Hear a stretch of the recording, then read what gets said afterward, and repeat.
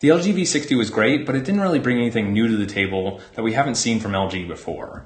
I was really hoping that LG would make a truly dual-screen phone to compete with the likes of the Microsoft Surface Duo. This is not what I was asking for. But it's weird, it's different, and I would argue it's one of the most interesting phones to come out of 2020. Is it any good though? Let's talk about it. This is NOISO, and this is the LG Wing review.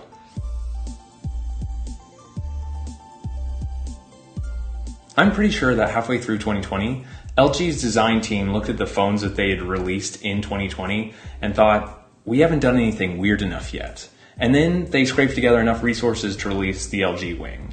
While that probably didn't actually happen, this design is just unlike anything else that we've seen in the market. Sure, there were some phones back in the early 2010s that had a sort of similar design, but nothing quite like this. Now, I really appreciate the design of the LG Wing. Now, from just a pure smartphone standpoint, the design feels incredibly premium. Like we'd expect out of most premium phones this year, it's made of purely glass and metal with smooth curves and like a pretty heavy, thick build. It probably shouldn't be surprising that the whole phone is quite heavy to hold in your hand, but I was surprised at the fact that it's actually very comfortable to hold in your hand, and it's mostly because of the way that the back glass curves into the frame and the fact that the frame is relatively thick. I appreciate this, and it means that I can still grip onto the frame without accidentally touching the edges of this display. The primary display is absolutely excellent. Now, one of its biggest shortcomings is it is only a 60 Hz display, and so unlike most phones released or most premium phones released last year, you don't have the 90 or 120 Hz refresh rate, and so it might feel a little less smooth to a lot of people. But frankly, I don't find that to be as big of a deal. Now, I found that the colors, the brightness, everything otherwise is quite great, and what I really appreciate is the fact that it is a truly edge-to-edge display. Now there are top and bottom bezels, but they're quite small and there's no notch and no hole punch cut out to be seen. Now there are curved edges, which I usually don't like, but the phone is thick enough such that I don't accidentally press them, and I didn't notice a whole bunch of distortion along the curved edges, like I've seen in the Moto Edge, for example.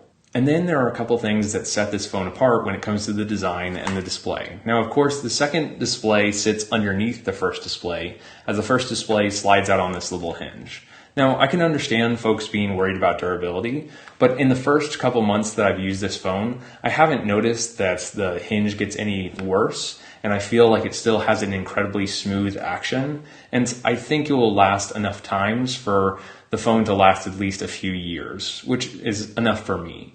Now, I frankly have been sliding it out and sliding it closed just about every day quite frequently, and so knowing that I still haven't had any issues is reassuring for me. Sliding out the top screen allows you to use both displays at once. Now, the main reason that I would use two displays at once is specifically to have content on one display while I'm browsing the other display.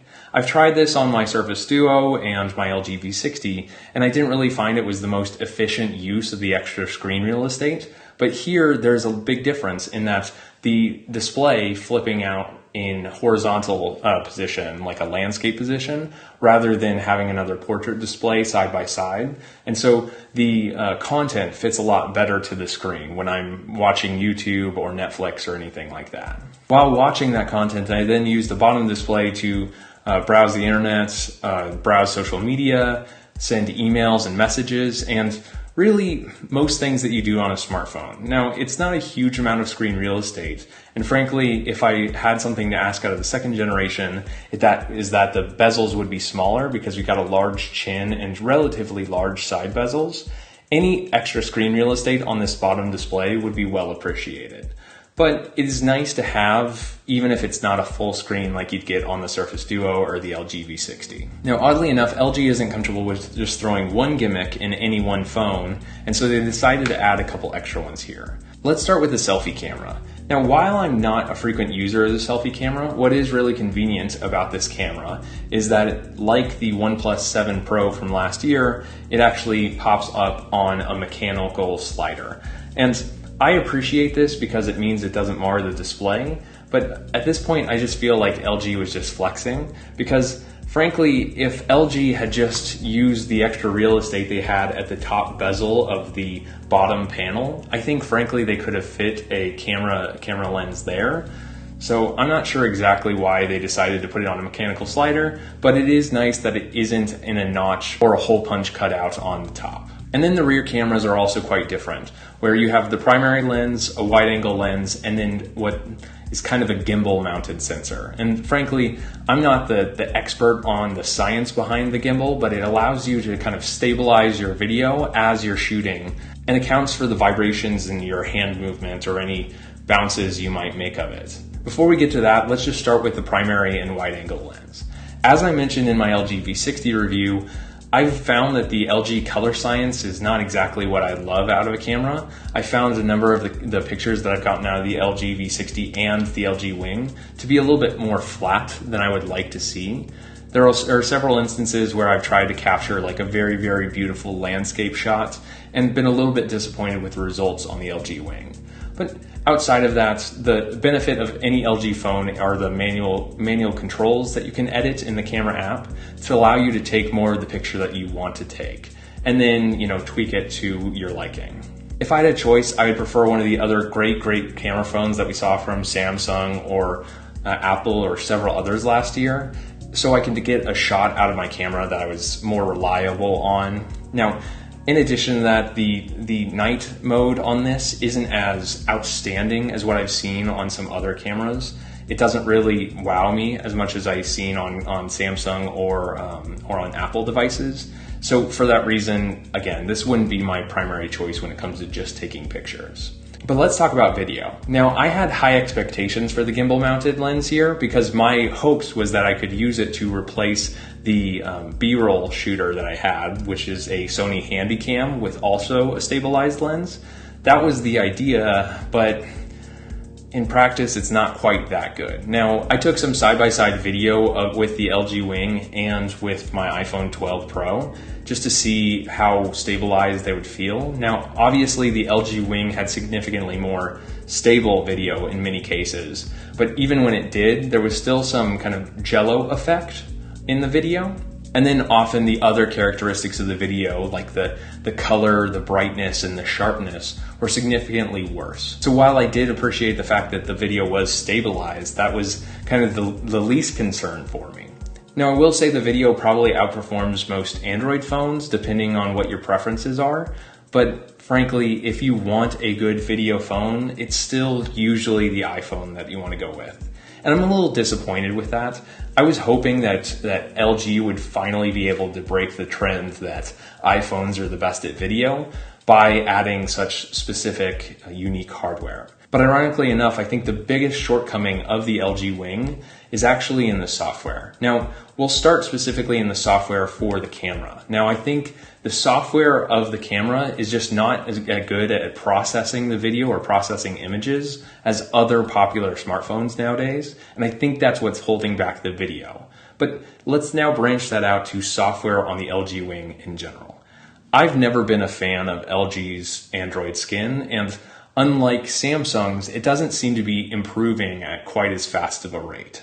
While I generally can get over the fact that as a Verizon phone, this is going to come with massive amounts of bloatware, many Verizon apps, LG apps, and then random games that I will never play and I will have to disable because they are not uninstallable.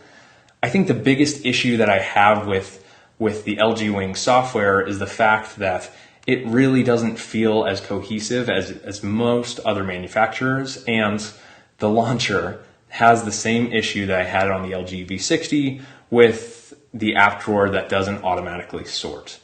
If you didn't watch my LG V60 review, the issue that I have is that you can sort the app drawer from A to Z, but unfortunately the app drawer won't automatically sort itself. So if you uninstall applications, then you have to resort it every single time, or when you install new applications. So you can see just from a last couple of days of installing and uninstalling applications that I have gaps in my app drawer, which is just, it makes it more difficult to find things when you have extra pages and you have not really alphabetical. So for example, I've got Reddit and Geico at the end, even though I did sort by alphabetical, just because I've most recently reinstalled those apps.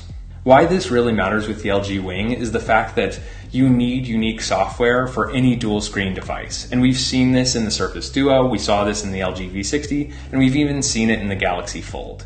You need to make custom software in order to make the experience between two screens seamless. And LG, I do appreciate, did add some custom software here. You can see with the launcher, there's what they call this carousel view that allows you to pick certain applications that would naturally run on the top, and you can add to this carousel view. It actually took me a few minutes to figure that out. But unfortunately, the carousel view is not perfect. There's some shortcomings. In addition, they basically tailor it just like the Surface Duo, where there are default app pairs that allow you to open two applications at the same time with a single button on your home screen. And while I appreciate that, and it allowed me to get to what I wanted to do faster, it just seemed like another step setting those things up. In addition to that, whenever you're watching content on the top display, you can then control the content on the bottom display with fast forward, pause, brightness controls, and volume controls, which are appreciated. Frankly, I didn't find myself using them because it was kind of easier to just tap the screen to fast forward and rewind. But I do understand the utility there. It unfortunately doesn't work with every single media application. I think it doesn't work with Hulu, for example. And so it's just an example how LG hasn't set up the deals and the support with a lot of these app manufacturers. Then the biggest issue that I have with this software is the fact that it is severely bogged down by the performance of the phone. Now, I would expect this phone to perform absolutely well because it has the Snapdragon 865 processor and 8 gigs of RAM like most other Android flagships for the last year. But because it's so custom and because it's so heavy, it really bogs down the performance. So for example, something as simple as flipping the screen open, you can see there's a little bit of lag as the carousel view loads and unloads. And that is the sort of experience that I don't want to have with a custom build like this. I want it to feel very seamless, right? I want it to begin to switch as the screen is sliding outwards. And I know that's a lot to ask for such a unique product, but I think if Apple or maybe even Samsung was creating this product, they would do those type of things in order to deliver a great experience. Even not including the dual screen functionality, the performance of this phone fell short of expectations. So one issue that I had with this phone is something regarding either the touch layer or the performance itself. And when I was swiping through applications like Twitter, for example, there were times where it felt like my finger was moving at a faster rate than the screen could catch up. The description that I used with the LG V60 comparison was actually like wearing socks on a waxy floor. It felt like it wasn't really catching up with me, and it felt like it was sliding a little bit under my fingertips. It's a tough experience to describe, but it didn't feel as quick or as seamless as most other phones that I tried last year, even without flagship specs. Thankfully, despite having two displays on the LG Wing, the battery life was sufficient for me. I was getting typically around 6 to 7 hours of screen on time, and that was a mix of using both displays or just the primary display, which is more than enough for me, especially in the current environment.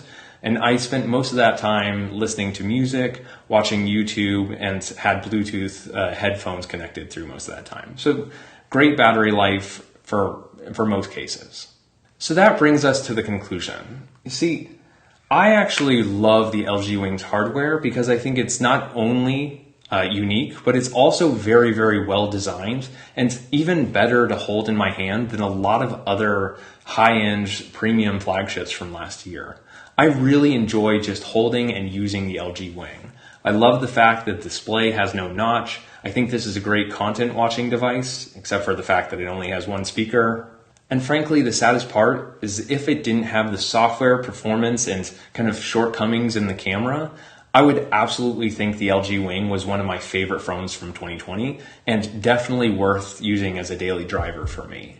It's just those few things are, integral to my experience using a smartphone. For $1,000, at least at MSRP, you shouldn't pay $1,000 for this, but Even at its MSRP, the LG Wing is somewhat reasonable when it comes to its specs and the fact that it's a completely unique design. Now, frankly, I don't think I would buy it myself, and I don't plan on keeping it for long, because it just falls short of my expectations of a premium flagship. Now, my hope is that LG comes out with the second generation of the LG Wing and corrects all the issues they have with the first generation, but I'm not so sure that's going to happen. Based on LG's history, it's not completely clear whether they stick with some of these, weird gimmicks that they come out with. The LG G5 being a great example of that. If, like me, you're an enthusiast and you find the LG Wing for a really compelling price point, then you absolutely should consider getting it just for the sake of the newness of it and how different it is. But I wouldn't consider this to be replacing of most Android flagships. Thank you for watching ISO. I hope you like this review of the LG Wing, and I hope me opening and closing it the whole time didn't anger you too much. If that's the case, be sure to leave a like and get subscribed, and let me know down in the comments what your favorite LG gimmick was. I'll catch you in the next one.